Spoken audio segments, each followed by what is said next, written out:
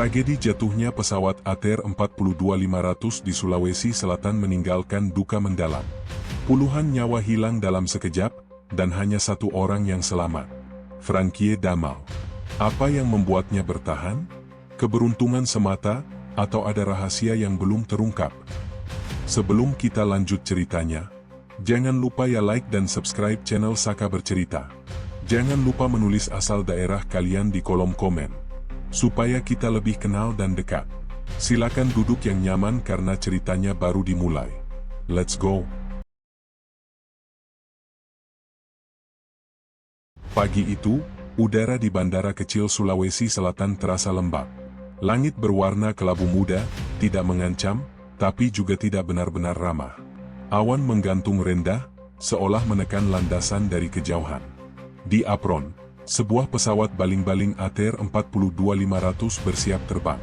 Badannya putih kusam, sayapnya basah oleh sisa embun. Mesin mulai berputar perlahan. Suaranya rendah, berirama, terdengar normal bagi siapapun yang terbiasa mendengar pesawat lepas landas. Di dalam kabin, kursi-kursi sempit terisi penuh. Lebih dari 10 penumpang duduk berhadapan dengan nasib mereka masing-masing, tanpa saling mengenal, tanpa tahu bahwa mereka sedang berbagi detik-detik terakhir bersama. Ada yang menatap ponsel. Ada yang memejamkan mata. Ada yang menggendong tas kecil di dada, seolah isinya terlalu berharga untuk dilepaskan. Pramugari berjalan menyusuri lorong sempit. Senyum profesional terpasang rapi. Suara pengumuman terdengar datar, terlatih, menenangkan, setidaknya di permukaan. Tidak ada peringatan. Tidak ada kata darurat. Tidak ada satupun kalimat yang memberi sinyal bahwa penerbangan ini berbeda dari penerbangan lainnya. Pesawat mulai bergerak. Roda perlahan meninggalkan landasan.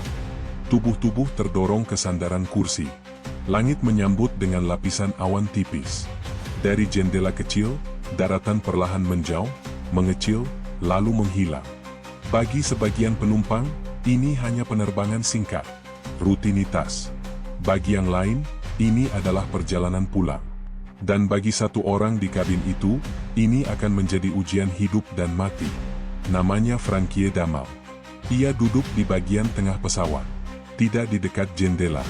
Tidak pula di lorong. Posisi yang biasa saja. Tidak istimewa. Frankie bukan siapa-siapa. Bukan tokoh publik. Bukan orang penting. Tidak ada kamera yang mengarah padanya. Tidak ada yang menaruh perhatian lebih. Namun sejak awal, tubuhnya merasakan sesuatu yang berbeda. Getaran mesin terasa sedikit tidak sinkron. Bukan keras. Bukan berisik. Tapi cukup asing bagi telinganya. Frankie menoleh pelan, seolah mencari sumber suara yang tak bisa ia jelaskan. Ia tidak berkata apa-apa. Tidak mengeluh. Tidak menimbulkan kepanikan. Di sekelilingnya, penumpang lain masih sibuk dengan pikiran mereka sendiri. Tidak ada jeritan. Tidak ada ketegangan. Hanya suara baling-baling yang terus berputar, dan detik yang terus berjalan. Pesawat melaju menembus awan. Kabin mulai terasa lebih dingin. Lampu menyala stabil. Sabuk pengaman masih terpasang. Semuanya terlihat baik-baik saja. Namun di dalam diri Frankie, ada rasa yang sulit dijelaskan. Naluri. Perasaan yang muncul tanpa diminta. Sesuatu yang berkata, ini tidak biasa. Beberapa menit berlalu. Pesawat semakin tinggi. Awan di luar jendela tampak lebih padat. Lebih gelap. Getaran itu kembali muncul. Sekilas. Lalu hilang. Lalu muncul lagi. Frankie menarik napas dalam-dalam. Tangannya mencengkeram sandaran kursi. Matanya menatap lurus ke depan. Ia tidak tahu apa yang akan terjadi. Tidak ada yang tahu. Yang pasti, tidak satupun dari penumpang di kabin itu menyadari bahwa mereka sedang berada di awal sebuah tragedi. Sebuah kecelakaan yang kelak akan mengundang pertanyaan, duka, dan keheningan panjang. Dan dari seluruh jiwa yang berada di pesawat itu, hanya satu yang akan bertahan untuk menceritakan kisahnya. Frankie Damal. Frankie Damal mengingat pagi itu dengan sangat jelas. Bukan karena cuacanya, bukan karena bandara kecil yang sederhana, melainkan karena perasaannya sendiri. Ada ketenangan di permukaan, namun ada sesuatu yang mengganjal jauh di dalam. Ia tidak tergesa-gesa saat naik ke pesawat. Langkahnya biasa. Wajahnya tenang. Tidak ada raut cemas. Frankie bukan tipe orang yang mudah panik. Hidup telah membawanya melalui banyak situasi sulit, membuatnya terbiasa membaca keadaan, bahkan saat orang lain memilih mengabaikannya. Di kursinya, ia duduk tegak. Sabuk pengaman terpasang rapi. Tas kecil diselipkan di bawah kursi depan. Saat mesin mulai meraung lebih keras, Frankie tidak menutup telinga seperti beberapa penumpang lain. Ia justru mendengarkan. Waktu itu saya langsung sadar, katanya kemudian. Ada suara yang tidak konsisten. Bagi kebanyakan orang, suara mesin pesawat hanyalah kebisingan latar. Sesuatu yang diterima begitu saja. Namun bagi Frankie, setiap perubahan nada, setiap jeda, setiap getaran kecil, memiliki arti. Pesawat telah meninggalkan daratan. Lampu tanda sabuk pengaman masih menyala. Pramugari duduk di kursinya masing-masing. Kabin terasa tenang. Terlalu tenang. Frankie melirik ke kiri dan kanan. Seorang ibu memeluk tas di pangkuannya. Seorang pria paruh baya memejamkan mata, mungkin tertidur. Tidak ada satupun wajah yang menunjukkan kekhawatiran. Ia kembali menatap ke depan. Nafasnya teratur. Namun pikirannya mulai bekerja. Beberapa menit setelah lepas landas, suara mesin kembali berubah. Kali ini lebih jelas. Bukan suara rusak, tapi suara yang seperti menahan beban berlebih. Frankie menelan ludah. Tangannya perlahan mengepal. Ia tidak ingin berpikir berlebihan. Namun pengalaman hidupnya mengajarkan satu hal penting, insting jarang salah. Pramugari berdiri dan berjalan menyusuri lorong. Senyumnya masih ada. Namun langkahnya lebih cepat dari sebelumnya. Frankie menangkap detail kecil itu. Kalau kru mulai berubah ritmenya, ujarnya, biasanya ada sesuatu yang sedang mereka pantau. Tidak ada pengumuman. Tidak ada penjelasan. Dan justru itulah yang membuat suasana terasa semakin berat. Pesawat terus melaju. Awan di luar semakin tebal. Cahaya matahari memudar, digantikan warna abu-abu yang menyelimuti jendela. Kabin menjadi seperti ruang tertutup yang terpisah dari dunia luar. Frankie menyesuaikan posisi duduknya. Ia memastikan kakinya tidak terlalu lurus. Punggungnya menempel sempurna ke sandaran kursi. Gerakan kecil. Nyaris tak terlihat. Ia belum tahu apa yang akan terjadi. Tapi tubuhnya mulai bersiap. Di kepalanya, Frankie mengulang satu pertanyaan yang sama. Jika sesuatu terjadi, apa yang bisa ia lakukan? Jawabannya, saat itu, belum jelas. Pesawat sempat terasa stabil. Getaran mereda. Suara mesin kembali terdengar normal. Beberapa penumpang mulai lebih rileks. Ada yang membuka ponsel. Ada yang tersenyum kecil. Namun bagi Frankie, rasa janggal itu tidak benar-benar pergi. Ia tahu, kondisi kritis seringkali datang tanpa peringatan panjang. Beberapa saat kemudian, lampu kabin kembali berkedip singkat. Sangat cepat. Hampir tak disadari. Frankie melihatnya. Matanya langsung terfokus. Ia menoleh ke arah jendela. Awan kini menutup hampir seluruh pandangan. Tidak ada daratan. Tidak ada garis horizon. Hanya putih dan abu-abu yang bergerak pelan.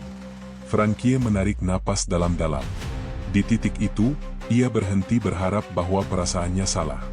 Di situ saya tahu, katanya pelan. Ini bukan penerbangan biasa. Namun ia tetap diam. Tidak berteriak. Tidak berdiri. Tidak memicu kepanikan. Ia memilih mengamati. Mengumpulkan sinyal. Menunggu. Karena di udara, setiap detik memiliki konsekuensi. Dan apapun yang akan terjadi selanjutnya, sudah tidak bisa dihindari. Pesawat terus melaju. Dan tanpa disadari siapapun di dalam kabin, mereka sedang mendekati titik di mana segalanya akan berubah. Beberapa menit berlalu dengan perasaan yang menggantung. Pesawat masih terbang. Mesin masih berputar. Tidak ada alarm. Tidak ada teriakan. Namun ketenangan itu terasa rapuh, seolah bisa pecah kapan saja. Frankie Damal mulai merasakan perubahan yang lebih nyata. Bukan hanya dari suara, tapi dari tubuh pesawat itu sendiri. Getaran kini terasa lebih sering. Datang dan pergi. Tidak beraturan. Ia menutup mata sejenak. Bukan untuk berdoa, bukan untuk menenangkan diri, melainkan untuk mendengarkan. Tanpa gangguan visual, telinganya menangkap detail yang semakin jelas. Ada perbedaan ritme. Mesin kiri dan kanan tidak lagi terdengar selaras. Frankie membuka mata perlahan. Tangannya kini mencengkeram sandaran kursi lebih kuat. Otot rahangnya mengeras. Di sekelilingnya, penumpang lain mulai menyadari sesuatu tidak beres. Bukan kepanikan, lebih kepada kebingungan. Seorang pria menoleh ke arah pramugari. Seorang ibu memeluk anaknya lebih erat. Bisik-bisik kecil mulai terdengar. Pertanyaan pelan yang tidak dijawab. Pramugari kembali berjalan menyusuri lorong. Kali ini, senyumnya tidak lagi sempurna. Langkahnya cepat. Tatapannya terfokus. Ia tidak berhenti lama di satu tempat. Frankie mengikuti setiap gerakannya. Kalau sudah seperti itu, katanya kemudian, biasanya kru sedang berpacu dengan waktu. Pesawat berguncang ringan.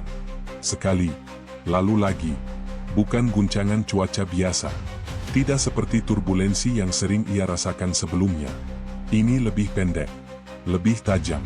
Seperti hentakan kecil dari dalam. Frankie merasakan telapak kakinya sedikit terangkat dari lantai kabin. Ia langsung menyandarkan punggungnya lebih rapat ke kursi. Lampu tanda sabuk pengaman menyala kembali. Tidak ada penjelasan. Hanya bunyi kecil, dan simbol yang memaksa semua orang tetap duduk. Suasana kabin berubah. Udara terasa lebih berat. Nafas terasa lebih pendek. Waktu seolah melambat. Frankie menoleh ke arah jendela. Awan di luar tampak semakin tebal. Pesawat seperti terperangkap di dalamnya. Tidak ada pandangan ke bawah. Tidak ada petunjuk posisi. Getaran kembali datang. Kali ini lebih lama. Pesawat terasa miring sesaat, lalu kembali lurus. Beberapa penumpang mulai memegang kursi di depan mereka. Ada yang menghela napas panjang. Ada yang memejamkan mata. Ada pula yang mulai berdoa lirih. Frankie tidak bergerak banyak. Ia memilih tetap diam. Namun pikirannya bekerja cepat. Ia memperhatikan suara baling-baling. Perubahan tekanan. Cara pesawat merespons setiap guncangan. Semuanya ia simpan sebagai potongan informasi. Pramugari kini duduk kembali di kursinya. Sabuk pengaman terpasang ketat. Tatapannya lurus ke depan. Itu bukan pemandangan yang menenangkan. Beberapa detik kemudian, pesawat terasa seperti kehilangan tenaga. Bukan jatuh, tapi melambat. Seolah ditahan oleh sesuatu yang tidak terlihat. Frankie merasakan dadanya tertekan. Ia tahu sensasi ini. Ia pernah merasakannya sebelumnya, dalam konteks yang berbeda. Pesawat masih di udara, tapi tidak lagi terasa stabil. Lampu kabin berkedip singkat. Sekali, lalu normal kembali. Beberapa penumpang tersentak. Ada yang berseru pelan. Frankie menarik napas dalam-dalam.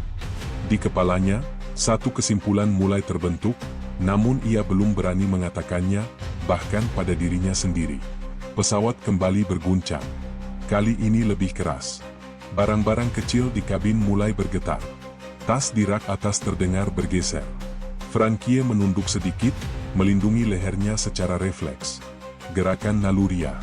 Tanpa berpikir panjang. Seorang pramugari berdiri setengah, lalu duduk kembali. Ia menarik napas panjang. Tangannya terlihat gemetar, meski hanya sesaat. Frankie melihat itu. Dan disitulah, keyakinannya menguat. Ini bukan lagi sekadar gangguan kecil. Ini adalah situasi yang sedang berkembang, menuju sesuatu yang jauh lebih berbahaya. Pesawat mulai menurun perlahan. Tidak drastis. Hampir tidak terasa bagi yang tidak peka. Namun Frankie menyadarinya. Ia menelan ludah. Rahangnya mengeras. Ia tahu, saat pesawat mulai kehilangan ketinggian tanpa penjelasan, waktu tidak lagi berpihak pada siapapun di dalamnya. Di kabin, keheningan berubah menjadi ketegangan yang nyata. Tidak ada lagi ponsel. Tidak ada lagi senyum. Hanya mata-mata yang saling melirik, mencari kepastian yang tidak datang. Frankie menatap lurus ke depan. Ia berhenti berharap semuanya akan baik-baik saja. Karena di titik itu, satu hal menjadi jelas. Mereka sedang mendekati momen yang tidak bisa diulang, dan tidak semua orang akan keluar darinya. Guncangan pertama terasa seperti pukulan ringan. Tapi kemudian datang yang kedua, ketiga, dan setiap hentakan semakin keras, mengguncang seluruh badan pesawat. Barang di kabin beterbangan. Tas jatuh dari rak. Buku dan botol air melayang sebentar sebelum menghantam lantai. Suara logam bergesekan terdengar dari segala arah. Kursi bergoyang. Penumpang berteriak pelan, menahan diri, beberapa menjerit tanpa sadar. Frankie Damal menatap ke depan. Tidak ada waktu untuk panik. Tubuhnya bereaksi secara naluriah, bukan karena keberuntungan, tapi karena pengalaman. Ia merasakan pola getaran yang tidak wajar, dan tahu persis bagian mana dari pesawat yang kemungkinan besar akan menerima benturan paling keras. Tangannya mencengkeram sandaran kursi di depannya. Otot-ototnya tegang. Napasnya tetap teratur. Di sekelilingnya, penumpang mulai menangis, beberapa berdoa, beberapa menatap jendela tanpa harapan. Pramugari mencoba menenangkan, tapi suaranya nyaris tenggelam oleh dentuman logam dan desahan kabin. Ini bukan sekadar turbulensi, pikir Frankie. Dan kemudian pesawat kehilangan keseimbangan. Tubuh pesawat miring tajam ke kiri. Sebuah bunyi pecah terdengar dari sayap. Frankie tahu, ini saat yang menentukan. Jika salah gerak, salah posisi, nyawa bisa hilang dalam hitungan detik. Ia segera menundukkan kepala, melindungi leher dengan tangan, dan menekuk tubuh ke arah yang menurutnya paling aman. Sebuah insting yang datang dari pengalamannya sebagai teknisi pesawat. Guncangan semakin brutal. Lampu kabin berkedip. Beberapa kursi lepas dari lantainya. Frankie menempelkan punggung ke sandaran kursi dan menahan tubuhnya sekuat tenaga.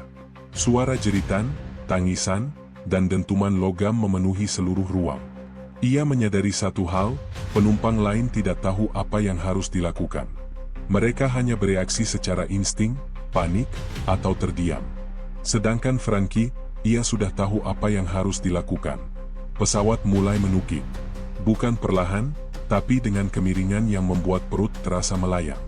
Di kepalanya, ia menilai kemungkinan setiap kursi, posisi sabuk pengaman, arah benturan, dan sudut perlindungan.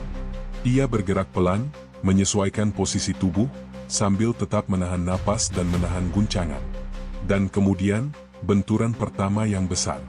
Pesawat menyentuh tanah, atau sesuatu yang terasa seperti tanah, tapi bukan landasan yang rata.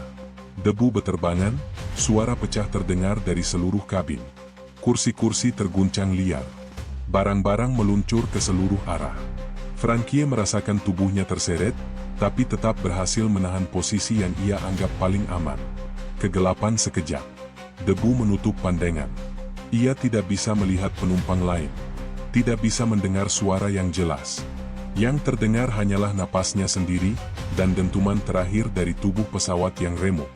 Saat Frankie membuka mata, kabin telah hancur. Tidak ada kursi yang utuh. Tidak ada bagasi yang tersisa. Tidak ada satupun penumpang yang bergerak. Sunyi, menyelimuti seluruh ruangan. Ia meraba tanah di sekelilingnya. Debu menempel di wajah. Bau hangus dan logam panas menyeruak. Frankie menahan sakit dan panik. Ia tahu harus tetap tenang. Ia menoleh ke samping, kosong. Penumpang lain, tidak ada. Sekejap itu, semua fakta menghantamnya. Ia satu-satunya yang selamat. Semua kru, semua penumpang, tiada. Tangannya gemetar saat ia menahan air mata. Namun di balik rasa kehilangan yang luar biasa itu, ada sesuatu yang menonjol. Kesadaran. Ia selamat karena ia memahami pesawat, karena ia mampu membaca tanda-tanda kegagalan, dan karena ia tahu bagaimana tubuh harus ditempatkan untuk bertahan dari benturan brutal. Frankie menunduk, menatap tangannya sendiri. Ia tahu banyak orang akan menyebut ini mukjizat. Namun ia menyadari kebenaran yang lebih dalam.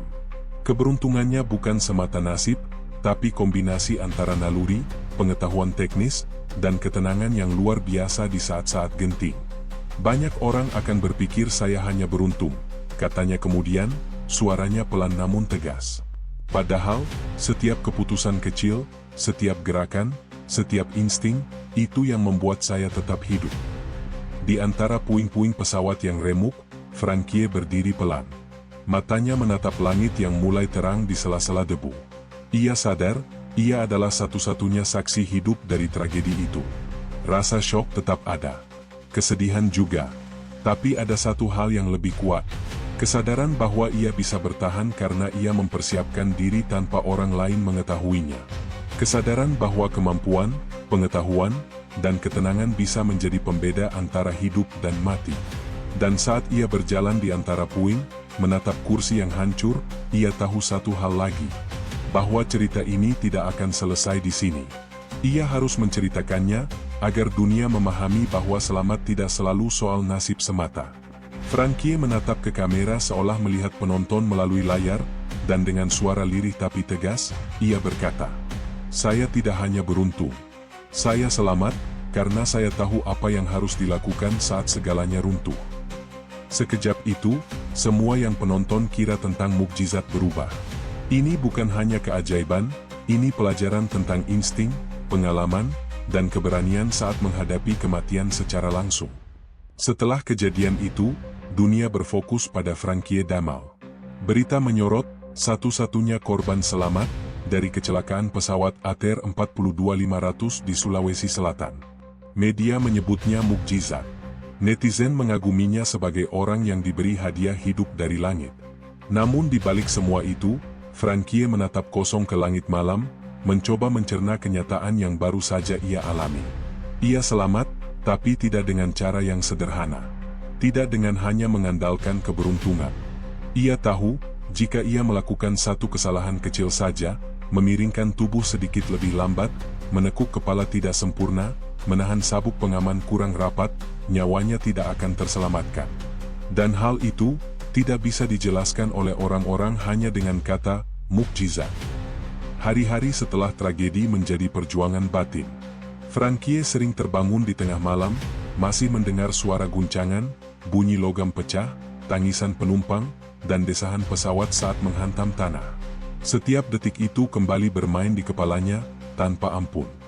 Banyak orang berpikir saya beruntung, katanya di sebuah wawancara eksklusif. Ada yang bilang saya dianugerahi keajaiban, tapi itu hanya sebagian kecil dari cerita sebenarnya. Ia menarik napas panjang, matanya menatap jam. Ingatkah kalian suara mesin yang berbeda? Lampu kabin yang berkedip? Cara pesawat menukik tanpa kendali? Itu semua bukan hanya kebetulan. Saya mengalaminya, dan saya tahu apa artinya. Saya pernah bekerja sebagai teknisi pesawat, saya mengenali pola-pola itu. Pengakuan ini membuat banyak orang terdiam. Selama ini, semua asumsi tentang mukjizat dan keberuntungan berubah drastis. Ternyata, keselamatannya tidak semata nasib, tapi kombinasi antara pengetahuan teknis, pengalaman, dan ketenangan luar biasa saat menghadapi situasi darurat. Frankie mengingat kembali setiap gerakan tubuhnya. Bagaimana ia menekuk leher, menahan tubuh, menyesuaikan posisi kursi. Bagaimana ia memperhatikan setiap getaran, suara, dan reaksi pesawat, lalu memutuskan tindakan paling aman dalam hitungan detik. Bagi penumpang lain, itu mungkin tampak insting. Bagi Frankie, itu keahlian yang biasa bertahun-tahun, tanpa ada yang mengetahuinya. Ia pun menjelaskan bagaimana keputusan kecil itu menyelamatkannya. Posisi kepala, posisi tangan, cara saya menahan sabuk, menekuk lutut, semuanya penting. Satu langkah salah, saya tidak akan berdiri di sini sekarang, katanya pelan, seolah mengulang setiap detik tragis itu di pikirannya sendiri. Dunia menatapnya dengan kagum dan heran. Mereka menyangka mukjizat adalah satu-satunya alasan ia hidup. Padahal, ada ilmu dan keterampilan yang berperan sama pentingnya. Frankie menambahkan, saya ingin orang tahu, jangan hanya mengandalkan keberuntungan. Pelajari, pahami, persiapkan diri. Keselamatan kadang bergantung pada pengetahuan yang kita miliki, dan bagaimana kita menerapkannya saat segalanya runtuh. Setiap kata yang diucapkan seakan membalikkan narasi publik. Dari keajaiban murni, menjadi pelajaran hidup nyata. Ini bukan cerita heroik biasa. Ini kisah tentang naluri yang terlatih, akal yang tetap tenang di tengah panik, dan kemampuan membaca situasi kritis. Dampak psikologis dari tragedi ini juga terasa luar biasa. Frankie harus berjuang dengan rasa bersalah yang mendalam, merasa selamat sementara teman-teman sepenumpang dan kru pesawat tidak. Setiap kali ia menatap foto-foto korban, setiap kali mendengar nama mereka disebut di berita, hatinya tersayat. Ia mengakui, sulit menerima kenyataan bahwa saya sendirian, tapi saya harus hidup. Saya harus menceritakan apa yang sebenarnya terjadi. Agar orang memahami, hidup kadang bergantung pada hal-hal yang tidak terlihat, insting, pengetahuan, ketenangan.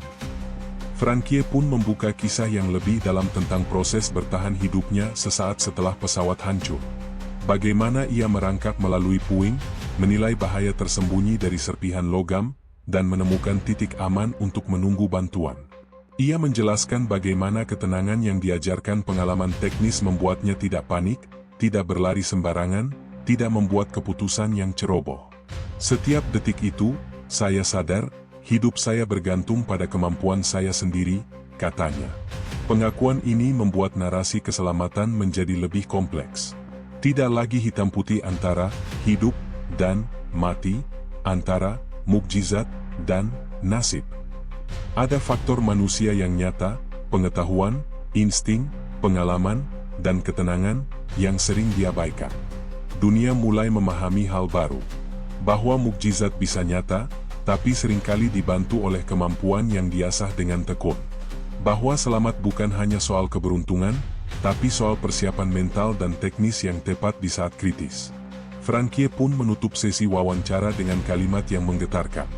Saya selamat bukan hanya karena Tuhan menginginkannya, tapi juga karena saya tahu apa yang harus dilakukan ketika segalanya runtuh. Dan saya ingin orang tahu, hidup kadang bergantung pada keputusan kecil, yang diambil dalam hitungan detik. Di titik ini, penonton tersentak. Dunia menyadari bahwa kisah Frankie bukan sekadar mukjizat. Ini adalah kisah tentang keberanian, pengetahuan, dan naluri manusia yang mampu menembus batas-batas kehidupan dan kematian. Dampak plot twist ini menimbulkan pergeseran pandangan. Keajaiban bukan semata keberuntungan. Keselamatan bisa diraih dengan persiapan, keterampilan, dan keberanian berpikir di saat-saat genting. Cerita Frankie kini bukan hanya tragedi. Ia menjadi pelajaran hidup yang membekas, menyentuh setiap hati yang mendengarnya, dan mengubah cara kita memandang keberuntungan, mukjizat, dan kemampuan manusia dalam menghadapi maut. Hari-hari berlalu setelah tragedi itu. Frankie Damal kembali ke kehidupannya, namun dunianya tidak lagi sama. Setiap langkah terasa berbeda. Setiap suara, setiap hembusan angin, setiap bayangan, mengingatkannya pada detik-detik di dalam pesawat yang hancur itu. Ia berjalan di jalanan kota, namun matanya terus menatap jauh. Ia melihat orang-orang sibuk dengan kehidupan mereka, lalu menyadari bahwa mereka berjalan dalam ketidakpastian yang tak terlihat. Sebagian besar orang tidak menyadari bahwa hidup bisa berubah dalam hitungan detik. Dalam satu guncangan, satu getaran, satu keputusan, segalanya bisa hilang. Frankie duduk di rumahnya, memegang cangkir kopi yang kini terasa hambar. Ia menatap jendela, melihat matahari terbenam perlahan. Dan dalam kesunyian itu, ia merenung. Tentang apa yang baru saja ia alami. Tentang teman-teman yang hilang. Tentang kru pesawat yang meninggalkan dunia begitu cepat. Dan tentang dirinya sendiri, yang selamat, bukan semata karena keberuntungan. Ia tahu, banyak yang akan menyebutnya mukjizat. Banyak yang akan menulis artikel dan membuat video tentang keajaiban hidup satu orang dari puluhan yang hilang. Namun Frankie sendiri tahu kebenarannya lebih kompleks. Ia selamat karena ketenangan, karena pengetahuan teknis, karena naluri yang terlatih dan insting yang muncul tepat pada saat yang kritis. Setiap malam, ia masih terbangun dengan kilasan puing pesawat, jeritan penumpang, dan debu yang menutup pandangan. Namun ia belajar menerima kenyataan, ia satu-satunya yang bisa menceritakan kisah itu. Satu-satunya saksi hidup yang memegang kebenaran, bukan hanya tentang tragedi, tapi juga tentang bagaimana manusia bisa bertahan jika ia tetap tenang, waspada, dan tahu apa yang harus dilakukan. Frankie mulai berbicara lebih terbuka kepada orang-orang di sekitarnya, kepada media, dan akhirnya kepada publik. Ia menceritakan detik-detik saat pesawat berguncang, saat tubuhnya terangkat dari kursi, saat lampu kabin berkedip, saat tanah mendekat tanpa ampun.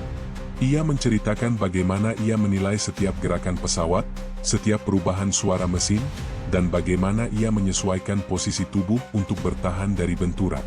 Ia menjelaskan langkah-langkah kecil yang dilakukan secara refleks, yang bisa menjadi penyelamat hidupnya. Dan inilah bagian yang mengejutkan dunia, ia mengaku, selama ini banyak orang mengira keberuntungannya adalah mukjizat semata. Padahal, ia memiliki pengalaman teknis sebagai teknisi pesawat yang memungkinkannya tetap tenang, memahami situasi, dan mengambil keputusan kritis saat nyawa berada di ujung.